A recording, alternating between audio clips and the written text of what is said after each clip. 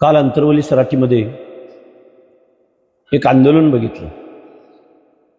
हे आंदोलन एका अहंकारी वृत्तीनं जात वर्चस्वाच्या भावनेतून केलं गेलं आणि त्या आंदोलनामध्ये महाराष्ट्राचं लोकनियुक्त सरकारमधले प्रतिनिधी किंवा सरकार एवढे लाचार बघितले की एखादा रस्त्यावर खेळ करणारा ज्यावेळी माकडाला या काठीवरून त्या काठीवर उड्या मारायला लावतो ना, तशा पद्धतीनं सरकारचे प्रतिनिधी प्रसाद लाड आणि राधाकृष्ण विखे पाटील, ज्येष्ठ नेते म्हणा, कॅबिनेट मंत्री म्हणा, हे त्या माकडाप्रमाणे उड्या मारत होते.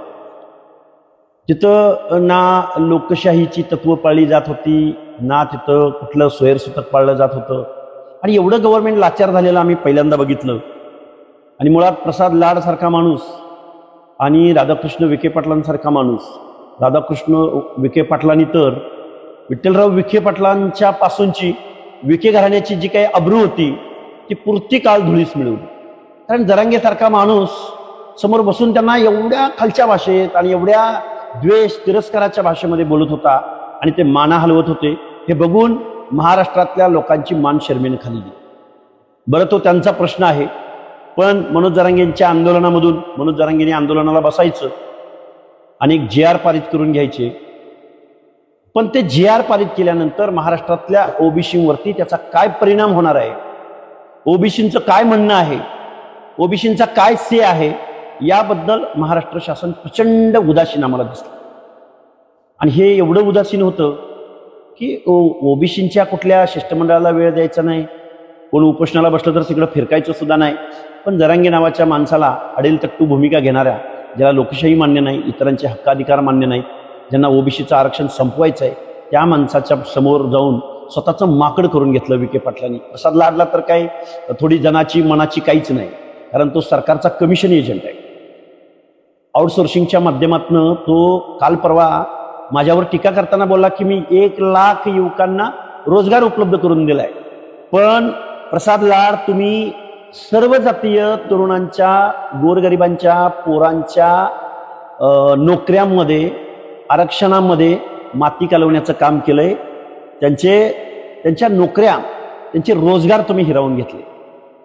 आता तुम्ही तुमच्या क्रिस्टल कंपनीच्या माध्यमातून सरकारची जी टेंडर घेता, ती टेंडर कुठल्या कुठल्या भागातली आहेत हे का मला सांगावंसं वाटतंय. कारण एवढी पापं करून हा प्रसाद लाड गंगेमध्ये पाप धुवून घ्यायला मनोज जरांगेकडे आला. पण प्रसाद लाड, अशानं तुमची पापं धुली जाणार नाहीत.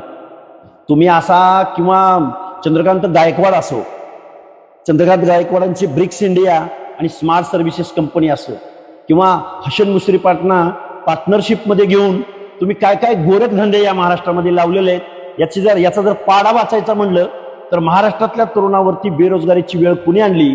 आणि मनोज जरांगे, तुम्ही म्हणताय ना आमच्या 5 पिढ्यांचं नुकसान झालं, आमच्या 5 पिढ्यांचं नुकसान झालं. त्या 5 पिढ्यांचं नुकसान ओबीसीने नाही केलं, ओबीसीच्या आरक्षणानं नाही केलं, तर प्रसाद लाड सारख्या, चंद्रकांत गायकवाडांसारख्या, त्याचबरोबर मुश्रीफ असतील किंवा वळसे पाटील असतील, यांच्या अनेक पार्टनरशिपमध्ये या महाराष्ट्रामध्ये कंपन्या आहेत. आणि त्या आउटसोर्सिंगच्या माध्यमातून लाखो तरुणांचा रोजगार हिरावून घेतात. आणि मग या प्रसाद लाडांकडं हजारो मुलांना रोजगार दिला असं प्रसाद लाड म्हणतात. प्रसाद लाडांनी ती यादी एकदा जाहीर करावी आणि त्याचा PF आणि त्याचा ESIC ते किती भरतात याची एकदा, किंवा कामगार कायदे त्यांना लागू होतात का बघा. प्रसाद लाड यांच्या कंपनीकडं 20,000 ते 1.5 लाख रुपये पगार घेणारी माणसं या प्रसाद लाडांकडे आहेत.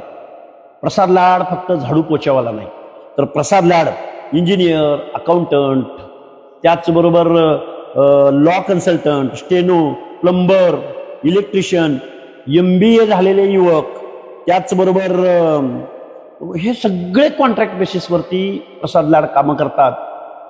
आणि प्रसाद लाडच्या या क्रिस्टल कंपनीला हजारो कोटीची कामं महाराष्ट्र गव्हर्नमेंट देतं आणि परत महाराष्ट्र शासन त्यांना 12 ते 15% सर्व्हिस टॅक्स देतं. म्हणजे 20,000 ते 1.5 लाख पगार लाखो लोकांना या प्रसाद लाडच्या क्रिस्टल कंपनीच्या माध्यमातून दिला जात असेल, तर त्या तरुणांच्या अकाउंटला किती पैसे जात असतील आणि क्रिस्टल कंपनीच्या अकाउंटला किती पैसे जात असतील, हे सगळं गौड बंगाल, हे जी मोठी आकडेवारी आहे, या आकडेवारीमध्ये आम्ही ऐकतोय. आता आम्हाला डिटेल माहिती आम्ही सांगूच, पण या सगळ्या गोष्टीवरती मनोज जरांगेंनी प्रसाद लाडांना, म्हणजे प्रसाद लाड मनोज जरांगेंना त्यामध्ये काय पार्टनर करून घेतायत का, त्यांचे काय लाड पुरवतायत का, त्यांना काय पैसे देत आहेत, हा खरं तर संशोधनाचा विषय, तपासाचा विषय आहे.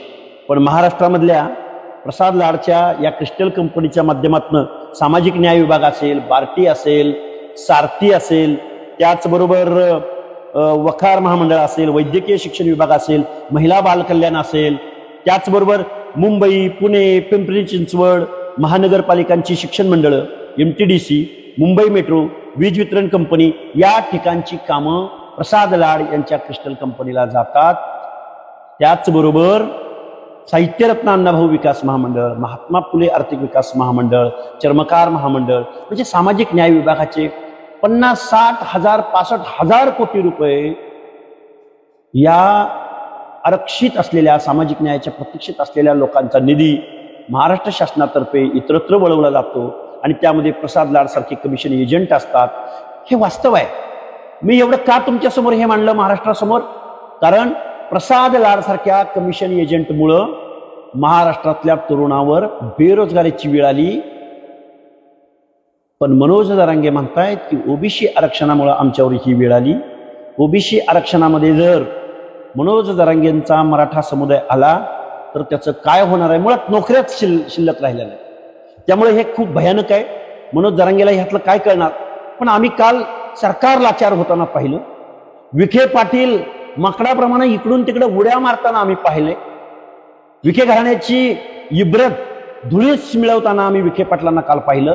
प्रसाद लाडांना त्यांचं पाप धुवायचंय. पण विखे पाटील, तुम्हाला महाराष्ट्राचं मुख्यमंत्री व्हायचं असेल तर महाराष्ट्रातल्या दीनदलितांची, गोरगरिबांची, कष्टकऱ्यांचे प्रश्न काय आहेत, महाराष्ट्रातल्या जनसामान्यांचे प्रश्न काय आहेत, यावर तुम्हाला काम करावं लागेल. नाहीतर तुमचा सुजयदादा विखे लोकसभेच्या निवडणुकीत जसं त्याला आसमान बघायला मिळालं तशीच तुमची अवस्था इथून पुढच्या कालावधीमध्ये होणार आहे. विखे पाटील हा ओबीसींच्या मुळावर उठलेला नेता आहे. हा फक्त एका मंत्रीपदाच्या पुढे जाऊ शकत नाही.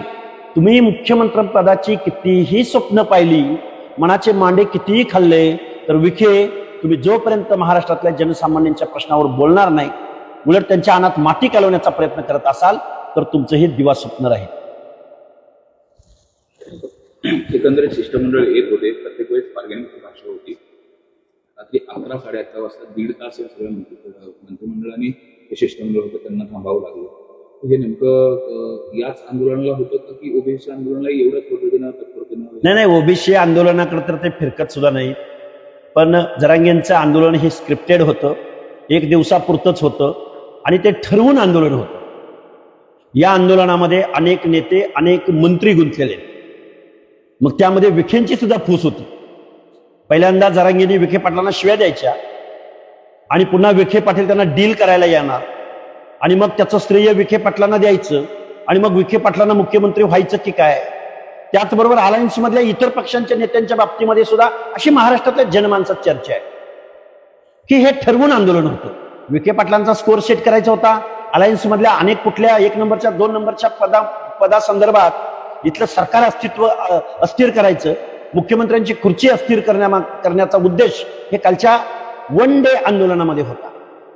आणि यामध्ये कुणाकुणाचे हात टेबला खालून कुठं कुठं गेले, काय काय झालं, कशा कशा परिस्थिती झाले. पण या सगळ्या गोष्टी बघून ओबीसी मात्र प्रचंड संतापलेला. ओबीसी मध्ये प्रचंड निराशाची भावना आहे. ओबीसीचं आरक्षण संपल्याची, डावलल्याची, आपल्याला दुय्यम वागणूक दिली गेल्याची, या सरकार आपलं नाही ही भावना ओबीसी मध्ये मात्र प्रचंड प्रमाणात आहे. जर पाहिलं तर उदय सामंत यांनी काही दिवसांपूर्वी जरांगे पाटील यांची भेट घेतली आणि त्यानंतरच हे आंदोलन सुरू झालं. त्यानंतरच जरांगे पाटलांनी आक्रमक भूमिका घेतली. काय नेमकं कनेक्शन आहे या भेटीचं? सरकारमधलेच काही मंत्री देखील मदत करतात? नाही, बघा, महाराष्ट्रामधले अनेक मंत्री जरांगे पाटलांना का भेटतात याचं आम्हाला उत्तर तर भेटलेलंच नाही. मुळामध्ये महाराष्ट्रातला पॉलिटिकल स्कोर, उदय सामंत हा एक सज्जन चांगला माणूस आहे असं आम्ही ऐकून आहोत आणि इकडची माहिती घेऊन ते सरकारपर्यंत पोहोचवतात आणि सरकारचं काय म्हणणं आहे ते मीडियासमोर येऊन सांगतात. याच्या पलीकडं या महाराष्ट्रामधल्या अनेक मंत्री आणि आंदोलन संपवत असतानाचं घेतलं जाणारं क्रेडिट, श्रेय, यामध्ये कुणाला पॉलिटिकल स्कोअर सेट करायचं आहे का, अशी शंका जनसामान्यांच्या मनामध्ये आहे. अरे पण तुमचं राजकारण होईल, तुम्हाला पदं भेटतील, कोणतरी खुर्चीवरनं खाली जाईल आणि कोणतरी खुर्चीवर येईल, पण ओबीसीच्या हक्क अधिकाराचं, आरक्षणाचं मात्र मातेर होणार आहे, नुकसान होणार आहे, ही ओबीसीची आज रोजीची भावना आहे. मात्र आणखी साहेब, गेल्या अनेक जरांगे पाटलांच्या विरोधातच दरड वापरते. कुठे तर तुम्हालाही टीआरपीची आवश्यकता आहे त्यामुळे हे बघा, मी एक सर्वसामान्य कुटुंबातला मुलगा आहे. जरांगीने आंदोलन केल्या केल्या मलाही आंदोलन पुकारता आलं असतं, पण आम्हाला तेवढा सेन्स आहे. आणि जरांगेवर टीका करण्याचा उद्देश काय? जरांगे माझा शेजारी नाहीये आणि बांधाला बांध नाहीये, आम्ही वैयक्तिक दोघांचे दुश्मन नाही आहोत. पण जरांगेने आंदोलनाला बसायचं आणि गव्हर्नमेंटला 700 कोटी रुपये डिक्लेअर करायचे, 150 कोटी रुपये निर्गमित करायचे. काय बेस आहे? मुळात अनकॉन्स्टिट्युशनल निर्णय ज्या लोकनियुक्त सरकारकडून घेतले जात आहेत, मनोज जरांगेची मागणी फुलफिल करण्यासाठी 2 सप्टेंबरचा GR काढला गेला.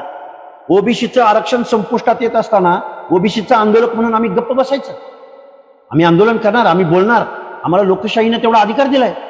अरे कोण हा माणूस, टिनपाट माणूस, ज्याचं ज्ञान नाही, ज्याला लोकशाही माहीत नाही, ज्याला इतरांचे हक्क अधिकार मान्य नाहीत, प्रचंड अहंकारी माणूस. अरे पण याचा अहंकार तुम्ही कुरवाळताय, पण त्याच वेळी ओबीसीच्या अनात माती कालवली जाते. याचं काहीच सोयच होतं इथल्या गव्हर्नमेंटला नाही, लोकनियुक्त सरकारला नाही. त्यामुळे आम्ही बोलणार, आम्ही संघर्ष करणारी माणसं आहोत. आमची वैयक्तिक दुश्मनी थोडी आहे. आम्हाला आमच्या क्लासबद्दल, आम्हाला आमच्या ओबीसीबद्दल, आम्हाला आमच्या SC ST समूहाबद्दल आम्हाला बोलावं लागेल, कारण हे गव्हर्नमेंट लोकशाहीप्रमाणे वागत नाही. आम्हाला आमच्या हक्क अधिकाराचं बजेट असो किंवा योजना असो किंवा नोकऱ्या असो, ते मिळत नाही. यावर आम्हाला बोलावं लागेल. एकीकडे संविधानिक भाषा करताय, दुसरीकडे मनोज जरांगे पाटलांना इतकी भाषा प्रयोग तुम्ही करताय. कुठंतरी पुरोगामी म्हणवणाऱ्या या महाराष्ट्रामध्ये असं वाटतं की हे शोभनीय आहे? हे शोभनीय अजिबात नाही. आम्ही वेळोवेळी महाराष्ट्राला तुमच्या मीडियाच्या माध्यमातून सांगितलेलं आहे की मनोज जरांगेला जरी बोलायला जमत नसेल, चर्चेला नॉलेज नसेल असं समजा, पण मनोज दादा जरांगेंच्या सल्लागारांनी तरी एकदा आमच्याबरोबर बैठकीला बसावं ना. आम्ही संविधानिक भाषेत बोलू, आम्ही घटनेमधल्या कलमांच्या बाबतीमध्ये बोलू, ह्या सगळ्या बाबतींमध्ये आम्ही बोलायला तयार आहोत ना. एकही शब्द संविधानिक शब्दाच्या पलीकडे आम्ही बोलणार नाही. पण जर जरांगे वूट सूट मुख्यमंत्र्यांपासून सगळ्यांची आयमाय काढणार असतील, एकदम अर्वाच्य भाषेमध्ये कमरेखालची भाषा बोलणार असतील, तर आम्हाला सुद्धा मग आमच्याही तोंडून आमचाही संयम सुटतो ना. आम्ही गेल्या 2-3 वर्षापासून आमच्या घटनात्मक अधिकारांविषयी बोलतोय, पण आम्हाला कोणीही ऐकायला तयार नाही. मग यांना शिव्या दिल्यानंतरच जर यांचे डोळे कान उघडणार असतील, तर आम्हाला या गोष्टीचा सुद्धा जशाच तसं म्हणून आम्हाला काम करावं लागेल, बोलावं लागेल. नाईलाज आहे आमचा त्यामध्ये. तुम्ही रात्री सराटी परिसरात होता. मी वडीगोद्रीमध्ये पोहोचलो होतो. आज आम्ही प्रेस घेणार होतो. आम्ही आमचं आज आंदोलन सुरूही करणार होतो, कारण आंदोलनाचीच भाषा जर इथल्या गव्हर्नमेंटला कळणार असेल आणि सनसनाटी निर्माण करणं, सनसनाटी, जसा एखादा रील स्टार असतो ना, रील स्टार, आजकाल सोशल मीडियाच्या, डिजिटल मीडियाच्या जमान्यामध्ये रील स्टारचं पेव फुटलंय. मनोज जरांगे एक रील स्टार आहे. फक्त त्याचा व्ह्यूअर्स कमी व्हायला लागलाय असं दिसलं, त्याचा फॉलोअर्सच्या संख्येमध्ये कमी व्हायला लागले असे दिसलं की गडी बाहेर येतो, कापरी बांधतो, गादी घेतो. ते बिहारी चित्रपटांमध्ये वगैरे जे काही चित्रपट असतात, त्या चित्रपटामधला हा जरांगे हा रील स्टार आहे. पण रील स्टारच्या आहारी किती जावं, त्याच्यासमोर सरेंडर किती व्हावं, लाचारी बघितली हो काल आम्ही गव्हर्नमेंटची. एवढं गव्हर्नमेंट महाराष्ट्राचं गव्हर्नमेंट एवढं लाचार होताना बघितलं. मुख्यमंत्री महोदय, हे बरं नव्हतं. तुम्ही जरांगेच्या जातीचेच मुख्यमंत्री नाही आहात, तर तुम्ही महाराष्ट्राचे मुख्यमंत्री आहात. आणि जो काही खेळ सुरू आहे ना, कालचा जो 1 ॲक्ट प्ले होता, 1 ॲक्ट प्ले, एकांकिकेचा नायक आहे जरांगे. म्हणजे 1 दिवसाचं आंदोलन होतं, अरे उन्हामध्ये बसला आमचा वडार समाजाचा माणूस, दिवसभर दगडफोडी करतो. त्याला ऊन लागतं का नाही कधी महाराष्ट्राच्या गव्हर्नमेंटनं बघितलं? आमचा मेंढपाळ बांधव कोसो मैल पायी चालत असतो, उन्हा तानात आमच्या माता भगिनी त्या मेंढरा मागून फिरतात. तुम्हाला त्यांची कधी जाणीव झाली? गावगाड्यातला वीटभट्टीचा मजूर ऊसतोड मजूर, तांड्यावरती लोक, कमी उंचीच्या घरामध्ये आमचा बंजारा समाज, लमाण समाज तांडा वस्तीवर राहतो किंवा पुण्या मुंबईसारख्या ठिकाणी पालाममध्ये राहतो, त्या माणसांचं, त्या माता भगिनींच्या डोळ्यातले अश्रू कधी या विखे पाटलाला आणि कमिशन एजंट असणाऱ्या हरामखोर भाडखाओ प्रसाद लाडला कधी कळलं? का वापरतोय हरामखोर? हरामखोर या शब्दाचं विश्लेषण आहे की महाराष्ट्रातल्या तरुणांच्या, बेरोजगारांच्या टाळूवरचं, मड्यावरचं लोणी खाणारा कमिशन एजंट हजारो कोटीची कामं महाराष्ट्र गव्हर्नमेंट या प्रसाद लाडाच्या क्रिस्टल कंपनीला देतं की जिथं आरक्षण पाळलं जात नाही, जिथं कामगार कायदे पाळले जात नाहीत, या क्रिस्टल कंपनीला 12 ते 15% सर्व्हिस टॅक्स गव्हर्नमेंट देतं, त्या प्रसाद लाडाचं लाड पुरवतं आणि परत त्यालाच मनोज जरांगेंच्या आंदोलनाला भेट द्यायला पाठवतं. हा ड्रामा नाही, हे नाटक नाही, हा रील स्टारचं पुरवले जाणारे लाड नाहीत, पुरवले जाणारे लाड आहेत हे. म्हणून प्रसाद लाड या कमिशन एजंटला आणि मुख्यमंत्र्यांचं दिवास्वप्न पाहणाऱ्या विखे पाटलांना ओबीसी बांधव इथून पुढच्या कालावधीमध्ये त्यांची योग्य ती जागा दाखवते, बोलावी लागल. अरे भाड म्हणजे महाराष्ट्रातल्या लाखो तरुणांच्या टाळूवरचं लोणी म्हणजे भाड खाणारा, साधा सोपा शब्द आहे ना, भाड खाऊ. ही शिवी नाहीये, हरामखोर, हरामी खातोय आमची. आम्ही म्हणतोय ना हरामी खातोय. प्रसाद लाड, चंद्रकांत गायकवाड, हसन मुश्रीफ, वळसे पाटील सुद्धा यांच्या कंपन्या आहेत. प्रायव्हेटायझेशन नोकऱ्यांचं का केलं गेलंय? आता बघा एसटी मध्ये हजारो लोकांची भरती होणार आहे आणि त्याचं काम कोणाला दिलं गेलंय? तर या प्रसाद लाडच्या क्रिस्टल कंपनीला दिलं गेलं. मी इथून पुढचं उपोषण प्रसाद लाड यांच्या कंपनीची चौकशी व्हावी आणि महाराष्ट्रातल्या बेरोजगार तरुणांना रोजगार मिळावा. अरे या प्रसाद लाडानं आमदारकीचा राजीनामा देण्याची घोषणा केली. अरे प्रसाद लाड भाडखाऊ, तुला जर महाराष्ट्रातल्या बेरोजगार तरुणांच्या हिताचं काय बघायचं असेल, दीनदलितांच्या, ओबीसींच्या पोरांना रिकग्नाइज करण्यासाठी किंवा शासन दरबारी त्यांना कायम करून घेण्यासाठी तू जर तुझ्या आमदारकीचा राजीनामा दिला असता तर आम्हाला किती बरं वाटलं असतं. हा प्रसाद लाड मनोज जरांगेंना भेटायला आला, त्या वरिष्ठ सभागृहामध्ये कधी दीनदलिताच्या प्रश्नावर बोलताना पाहिलं? कधी ओबीसींच्या प्रश्नावर बोलताना पाहिलं? आरक्षण म्हणजे काय असतं, कशासंग खातात या कमिशन एजंटला माहित असेल? हे उद्वेगाने तुमच्या समोर बोलावं लागतंय. मुख्यमंत्री तुमचा लाड पुरवत नाही, सापत्न वागणूक देतात, ओबीसींना सापत्न वागणूक देतात, सवतीच्या लेकराची वागणूक देतात. जर मुख्यमंत्री महोदयांना 10-12% मराठा समाजाच्या मताची एवढी काळजी असेल तर आता ओबीसींच्या मताची काळजी तुम्ही करू नका. ओबीसींनी आता ठरवलंय, आम्हाला थोडा वेळ लागेल, पण आम्ही ज्या दिवशी, ओबीसी हा जगन्नाथाचा रथ आहे, हा रथ ज्या दिवशी चालू होईल त्या दिवशी भल्या भल्या माणसांचे इमले, गड्या, वाडे, हा अहंकार, जातीय अहंकार, इथल्या व्यवस्थेला वेटीस धरणं, बेकायदा GR पारित करून घेणं, ज्या दिवशी ओबीसी जागा होईल त्या दिवशी या सगळ्या गोष्टी बंद होतील. जरांगे पाटील यांनी ओबीसी मंत्रालयासारखं मराठा कुणबी मंत्रालय देखील स्थापन करावं अशी मागणी केली. मराठा समाजासाठी जर स्वतंत्र मंत्रालय स्थापन होणार असेल तर महाराष्ट्रामध्ये 450 जाती आहेत. 450 जातींसाठी 450 मंत्रालय या महाराष्ट्रामध्ये स्थापन व्हावीत. हा, प्रत्येक समाजाला मंत्रालय स्थापन व्हावं अशी मागणी साहजिक आहे. अरे महाराष्ट्राचं, संयुक्त महाराष्ट्र अस्तित्वात आल्यापासून 1-2 एससीचे, 1-2 एसटीचे आणि ओबीसीचे 1-2 सोडले तर अख्खं मंत्रिमंडळ मराठा समाजाचंच आहे राव. या महाराष्ट्रामधल्या गृहमंत्रीपदापासून, महसूल मंत्रिपदापासून, सहकार मंत्रिपदापासून, जलसिंचन मंत्रिपदापासून, ग्रामविकास मंत्री, सगळी माणसं मराठाच आहेत.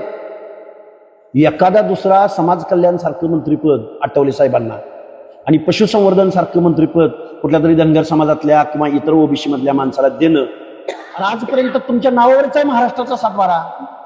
त्यामुळे तुम्ही वेगळे मंत्रालय काय मागताय? आणि तुम्हाला जर वेगळं मंत्रालय हवं असेल तर महाराष्ट्रातल्या 300-400 जातींना 300-400 मंत्रालय स्थापन.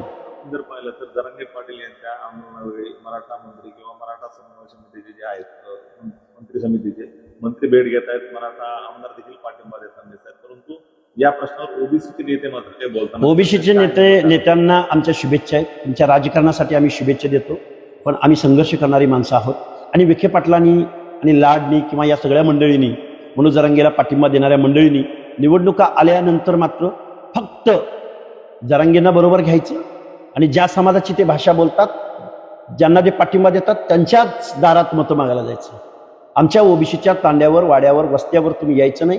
तुमच्या आमदारकीचा खासदारकीचा पिढ्यानपिढ्यात तुम्हाला आम्ही प्रामाणिकपणे मतं दिली, त्याचे उपकार जर तुम्ही अशा पद्धतीने फेडत असाल तर तुम्हाला निवडणुकीतून बॅलेटमधून या गोष्टी भविष्यात बघायला भेटतील. काही महिन्यापूर्वी जरांगे पाटील हे खास काही ओबीसी नेत्यांना टार्गेट करायचे, ज्याच्यामध्ये छगन भुजबळांचं नाव प्रामुख्याने आघाडीवर आहे.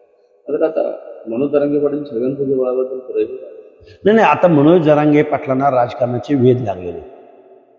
मध्यंतरी तमिळनाडूमध्ये विजय थलपती नावाच्या माणसानं क्रांतिकारक जनमत आणि सत्ता स्थापन केलेलं बघून मनोज जरांगेच्या सगळ्या चेल्या चपाट्यांना, म्हणजे ते चेले चपाटे पण नाहीत बरं का, रील स्टार सगळे फॉलोअर आहेत मनोज जरांगेचे, त्यांच्या मनामध्ये असे काहीतरी स्वप्न पडायला लागले. पण या मनोज जरांगेला सांगतो, अरे एका जातीचं आंदोलन उभं करून आणि इतरांच्या झोपड्या उद्ध्वस्त करून तुम्हाला थलपती होता येणार नाही. मनोज जरांगे प्रसाद लाडानं तुला काय टेबला खालून दिला असेल त्याच्यावर पक्ष उभा करून तुला राजकारणात येता येणार नाही. मनोज जरांगेला काहीही आरक्षणाबद्दल देणं घेणं नाही. आज ना उद्या त्याला राजकारणामध्ये यायचं आहे आणि छत्रपती शिवाजी महाराजांनंतर मीच, हे जे काही तू म्हणतोय ना, पण इतर लोकांच्या मनामध्ये तू किती द्वेष पसरवतोयस, अनादर उत्पन्न करतोयस. तुझी इमेज म्हणजे एक जात सोडून बाकीच्या समाजामध्ये तुझी इमेज काय आहे ते महाराष्ट्रातल्या जनसामान्य माणसाला माहिती आहे. माध्यमामध्ये विषय असा होता की हाके सरांना आमदार किंवा खासदार. हे बघा, लक्ष्मण हाके हा लढणारा कार्यकर्ता आहे, संघर्ष करणारा कार्यकर्ता आहे आणि राजसत्तेचं किंवा कायद्याच्या सभागृहाचं महत्वही जाणणारा कार्यकर्ता. इझिली जर रस्त्यावरचा संघर्ष आम्हाला कायद्याच्या सभागृह, पण कुठला पक्ष ओबीसीची बाजू घेईल हो? मी ओबीसीचे प्रश्न मांडणारा कार्यकर्ता आहे, छोटासा कार्यकर्ता आहे. आणि ओबीसीच्या प्रश्नावर बोलायला तयार नाहीत आणि मग लक्ष्मण हाके सारख्या आक्रमक बोलणाऱ्या कार्यकर्त्याला कोण विधान परिषद देईल राजे हो? आम्ही लढणार, आम्ही मशागत करणार, आम्ही जनतेमधून जायचा प्रयत्न करणार आणि नाही जाता आलं तरी फिकीर नाही. आम्ही रस्त्यावर उभं राहून ओबीसीच्या प्रश्नावर आवाज उठवू शकतो, आवाज बनवू शकतो. एवढं सरकार जरांगेंच्या पुढं करत असताना ओबीसीचे जे ज्येष्ठ नेते आहेत ते मंत्रिमंडळामध्ये आहेत, भुजबळ असतील, हे नेते नेमके गप्प आहेत. त्याबरोबर विरोधी पक्षातले जर बघितलं वडेट्टी वार करतात. एवढं सगळं होत असताना देखील शांत काय नाही, हे जरांगेच्या झुंडीला घाबरलेले सगळे नेते आहेत. यांच्याकडून ओबीसींच्या आता अशा अपेक्षा मावळलेल्या आहेत. ओबीसी आता ना विरोधकाकडून अपेक्षा ठेवतो ना सत्ताधाऱ्यांकडून अपेक्षा ठेवतो. ओबीसींचं आम्हाला प्रबोधन करावं लागेल आणि हे जे काही सत्ताधारी आहेत मनोज जरांगेच्या दहशतीला घाबरणारे, जे संविधानिक आमच्या हक्क अधिकाराचं संरक्षण करू शकत नाहीत, हा मेसेज प्रचंड नाराज आहे ओबीसी. तुम्ही ओबीसीसाठी प्रयत्न करताय, मनोज जरांगे पाटील मराठ्यांच्या लेकरासाठी प्रयत्न करताय, एवढी का आग केली? हे बघा, मनोज जरांगेंची मागणी बरोबर असू शकते, पण मनोज जरांगेंच्या जमातीच्या लोकांवर ही वेळ आली बेरोजगारीची, ती ओबीसी आरक्षणामुळे नाही. ओबीसीला फक्त 0.5% बजेट मिळतं. 99.5% बजेट हे महाराष्ट्राच्या लोककल्याणकारी योजनांसाठी राबवलं जातं. मनोज जरांगे त्या 99.5% बजेटकडं किंवा त्या योजनांकडे बघत नाहीत, त्या धोरणांकडे, नीतीकडे बघत नाहीत. पण ओबीसींना दिल्या जाणाऱ्या 0.5% बजेटवर जर मनोज जरांगेचा डोळा असेल तर हे अनपढ माणसाचं लक्ष, ज्याला ज्ञान नाही, ज्याला कुठल्या गोष्टी, अरे त्याला आरक्षण म्हणजे काय हे कळत नाही, त्या माणसाला बजेट कधी कळणार आहे? त्यामुळं मराठा समाजानं अशा अनपढ, शिवराळ, गावरान माणसाच्या हातात या मराठा समाजाच्या आरक्षणाचा लढा दिलाय आणि इतर लोकांच्या मनामध्ये दहशत निर्माण केली. हे महाराष्ट्राच्या गावगाड्याला, महाराष्ट्राच्या पुरोगामी महाराष्ट्राच्या नावलौकिकाला शर्मीनं मान खाली घालायला लावणारी गोष्ट आहे. पण जाता जाता एकच सांगेन, विखे पाटील तुमचा करेक्ट कार्यक्रम इथून पुढच्या कालावधीमध्ये या महाराष्ट्रातले ओबीसी करतील. तुमचं जे आंदोलन होतं ते आंदोलन आता कधी असणार आहे? बघा, आम्ही जात न्याय ऐका, आमच्या 100 सभांची घोषणा झालेली आहे. आमच्या 18 सभा आजपर्यंत झालेल्या. आमच्या ह्या सभा होतच राहणार आहे. आम्ही समग्र परिवर्तन प्रबोधनाची भूमिका घेतलेली आहे. आम्ही आता कुठल्या सरकारच्या दरबारात आमची मागणी कोणी मान्य करेल असं आम्हाला वाटत नाही. आमचा विश्वास सगळ्यांवरचा उडाला आहे. त्यामुळे आम्ही महाराष्ट्रामध्ये ओबीसीची मुवमेंट खूप मोठ्या प्रमाणात उभी करू. आम्ही जीवाच्या आकांतानं रात्रंदिवस प्रवास करू, त्यांच्यापर्यंत जाऊ, त्यांना समजावून सांगू आणि लोकांचा प्रतिसाद मिळतोय खूप मोठ्या प्रमाणात. त्यामुळे मनोज जरांगे एक टिंपट माणूस आंदोलनाला बसतो आणि आंदोलनाची भाषा, शिवराळ भाषा आणि सनसनाटी निर्माण करणारी जर भाषा या गव्हर्नमेंटला कळत असेल तर नाईलाजानं, दुर्दैवानं आम्हाला काउंटर आंदोलनं इथून पुढच्या कालावधीमध्ये द्यावी लागतात. रात्री जरांगे पाटलांनी उपोषण मागे घेतलं, कसं बघताय? हे बघा, हे ठरलेलं होतं. हा वन ॲक्ट प्ले होता. विंगेमध्ये घंटी वाजली की पडदा पडतो. हे त्यामुळं एक दिवसाची एकांकिका होती ना, त्यामुळं रील स्टारकडून काय दुसरं अपेक्षा असणार. ज्यावेळेस मनोज जरांगेकडे मराठा नेते किंवा मंत्री होतात आणि ज्यावेळेस तुमच्या व्यासपीठावरती अनेक मंत्री आले, अनेक नेते आले, त्यावेळेस कधी कुणी टीका केली नाही मराठा नेत्यांनी, असं मनोज जरांगे म्हणतात. नाही, मराठा नेत्यांनी टीका केली नाही वगैरे. अरे आम्ही कायद्याचं बोलतोय, आम्ही संविधानाचं बोलतोय. मराठा समाजाला जर वेगळी काही तरतूद, आता बघा अण्णासाहेब पाटील, स्वर्गीय अण्णासाहेब पाटील महामंडळाला हजारो कोटी रुपये तुम्ही देतायच ना, पण त्याच वेळी तुम्ही वसंतराव नाईक महामंडळाला किंवा महात्मा ज्योतिबा फुलेंच्या नावाने आर्थिक विकास महामंडळ आहे. अरे तुम्ही निवडणुकीला सामोरं जात असताना एकनाथराव शिंदे साहेब तुम्ही त्यावेळी मुख्यमंत्री होता आणि देवेंद्रजी तुम्ही त्यावेळी डेप्युटी CM होता. तुम्ही ओबीसींच्या 18 जातींच्या लोकांसाठी तुम्ही प्रत्येक जातीच्या नावानं, महापुरुषांच्या नावानं एक एक महामंडळ स्थापन केलं. त्याला तुम्हाला अध्यक्ष मिळू नये, त्याला तुम्ही कार्यालय दिलं नाही. अरे एक साधा शिपाई त्याला तुम्ही दिला नाही. त्याला बजेट तर लांबची गोष्ट. आता किती मांडावं, काय मांडावं, ओबीसीकडं काय भावनेनं हे सरकार बघतंय. हे दुर्दैव आहे ओबीसींचं. DNA ओबीसीचा आहे असं सांगितलं, दिसून आलं नाही. गेल्या 2 वर्षामध्ये भाजपचा DNA ओबीसी आहे हे आम्हाला दिसून आलं नाही. भाजपपासून प्रचंड वेगानं ओबीसी दूर जाईल हे मी आज तुम्हाला बॉन्ड पेपरवर लिहून देतो. एवढा द्वेष का बाळगत आहे तुम्ही जरांगे पाटील? अरे जरांगे पाटलाचा द्वेष, माझं त्याचं काहीच भांडण नाही, पण जरांगे पाटलाची मागणीच अशी आहे की आम्हाला मिळालं तर ओबीसी मधूनच मिळालं पाहिजे. आम्ही आमच्या झोपड्याचं संरक्षण नाही करायचं. झोपड्यात कोण बेकायदा घुसत असेल, ताबा मारत असेल, आम्ही गप्प बसायचं. द्वेष करायचं काय करा? आम्ही काय अहंकारी आहोत का? आम्ही असं म्हणलंय का आम्ही क्षत्रिय आहोत? म्हणलंय का बघून घेईल असं म्हणलंय का? आणि आम्ही प्रत्येक माणसाचा अधिकार करणारी, प्रत्येक माणसाचा आदर करणारी माणसं. काय इशारा असेल शेवटी सरकार? हे बघा, सरकारला आणि मनोज जरांगेचं लाड पुरवणाऱ्या अनेक आमदार, खासदार, मंत्री, विरोधी पक्षनेते या सगळ्या मंडळींनी मनोज जरांगेंची मागणी मान्य करत असताना ओबीसी कसा उद्ध्वस्त होणार आहे, म्हणजे त्याच्या मागणी मान्य करत असताना त्याचा परिणाम महाराष्ट्राच्या जनमानसावर काय होणार आहे याच्याबद्दल कोणीही बोलत नाही. यावर जो बोलेल तो महाराष्ट्रामध्ये राजकारण करेल, एवढीच माझी या महाराष्ट्रातल्या सर्व सत्ताधाऱ्यांना इशारा वजा विनंती आहे.